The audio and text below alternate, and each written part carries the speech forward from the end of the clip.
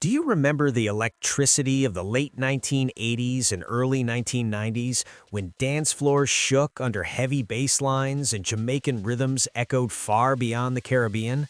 This was the era when dancehall music roared through nightclubs, cassette players, and early music television.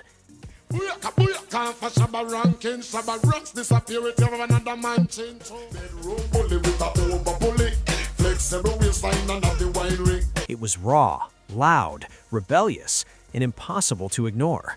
I'm going to ask him a question that I think everybody's been asking me, and I'm sure they've been asking you.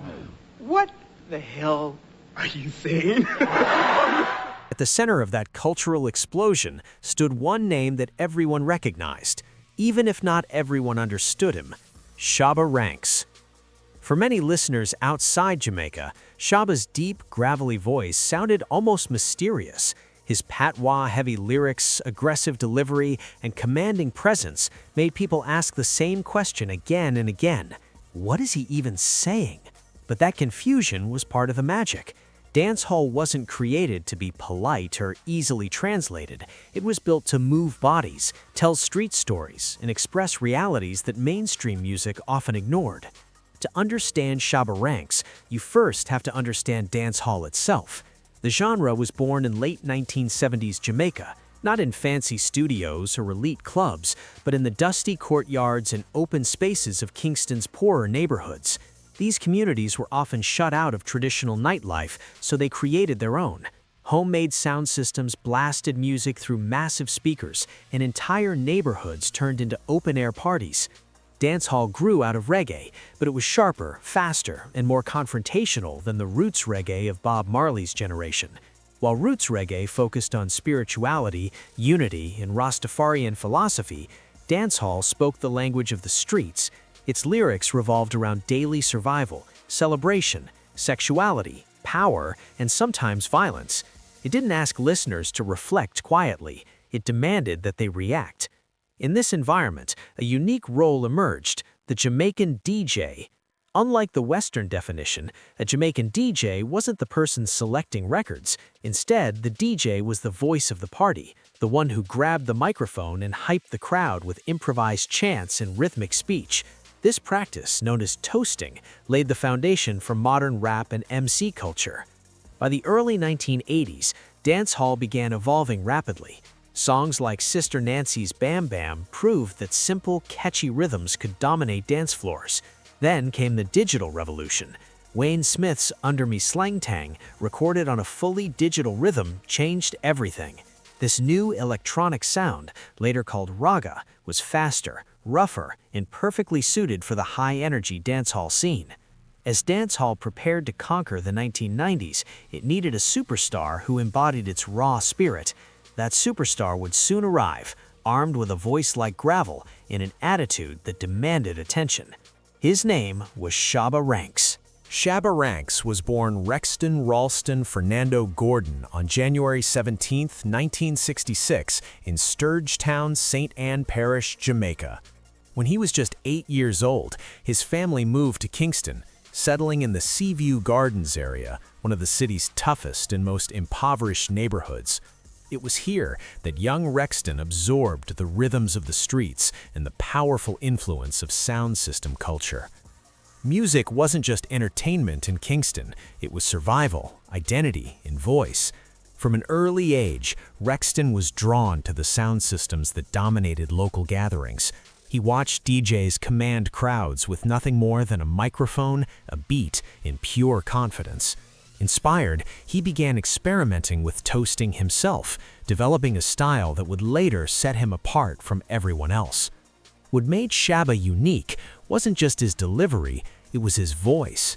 Deep, raspy, and intimidating, it sounded older and heavier than his years.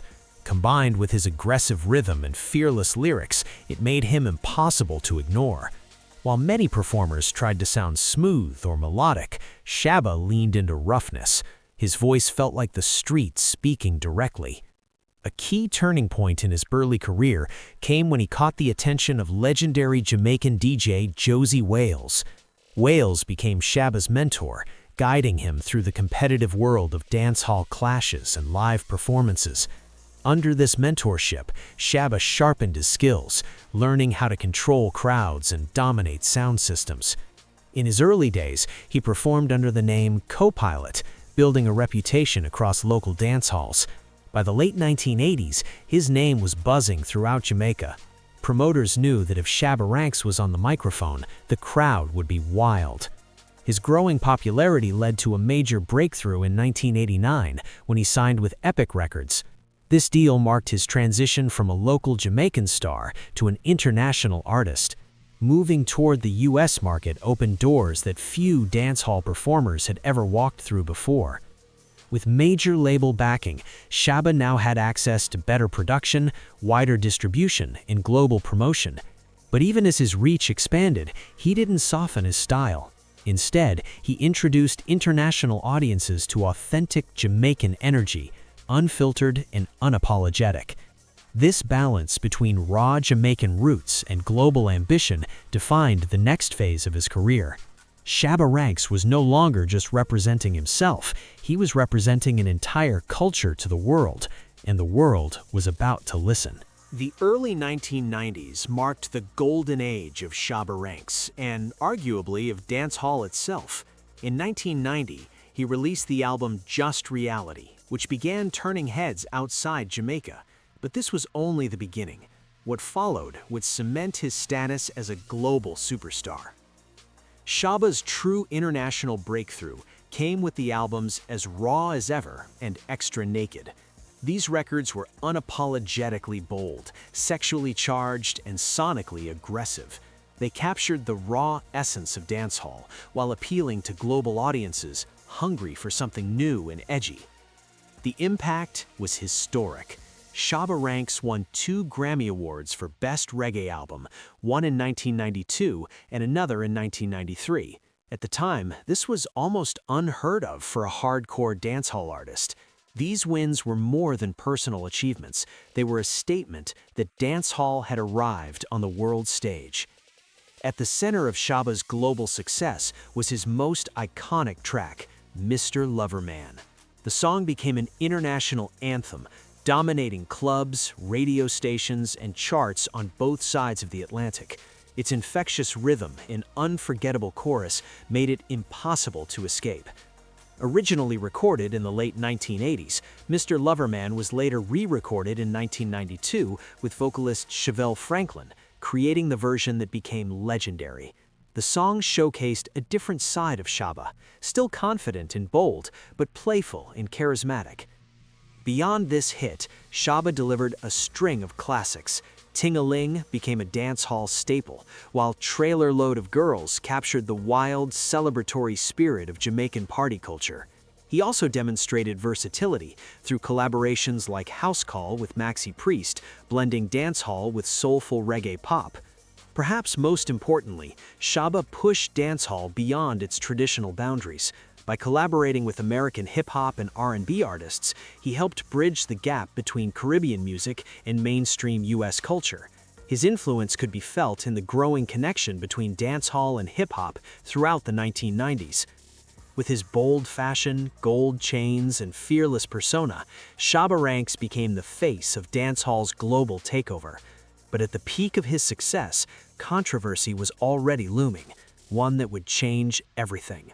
At the height of his fame, Shabba Ranks' career took a dramatic and painful turn.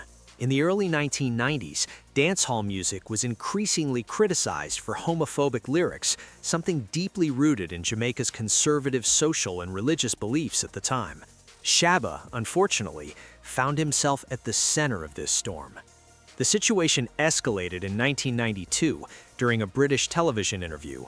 While discussing controversial dancehall lyrics, Shabba made comments that were widely perceived as supportive of violence against the LGBTQ+ community. Holding a Bible during the interview, he attempted to justify his stance using religious beliefs. The backlash was immediate and severe. The interviewer strongly condemned his remarks, and media outlets across the UK and US reacted with outrage. Concerts were canceled, planned tours were dropped, and major industry figures distanced themselves from the artist. Shabba was removed from Bobby Brown's UK tour, and his label publicly stepped away from the controversy. What made the situation worse was the timing. This happened when Shabba was at the absolute peak of his global influence. Realizing the damage, Shabba later issued an apology, stating that he did not support violence against anyone and that his comments were made in anger. However, in an era when public apologies were less common and social attitudes were rapidly shifting, the damage was already done. The scandal didn't just hurt Shabba, it forced the global music industry to confront problematic themes within dancehall as a whole. Boycotts followed, and pressure mounted on many Jamaican artists to change their lyrical content. After 1993, Shabba's momentum slowed dramatically. His later albums failed to replicate earlier success, and by 1996, Epic Records ended their relationship with him. The once unshakable superstar found himself pushed out of the spotlight. Facing industry rejection and constant media pressure, Shabba made a life-changing decision. He stepped away from fame to focus on his family. He relocated to the United States, choosing a quieter life over constant controversy. For years after his disappearance from the mainstream, Shabba Ranks remained a legend spoken about in past tense. Fans wondered what had happened to the man who once dominated dance floors worldwide. The answer was simple. He chose peace over popularity. Living quietly in New York with his wife and children, Shabba largely stayed out of the public eye. Occasional appearances reminded fans that he hadn't abandoned music entirely, he had simply stepped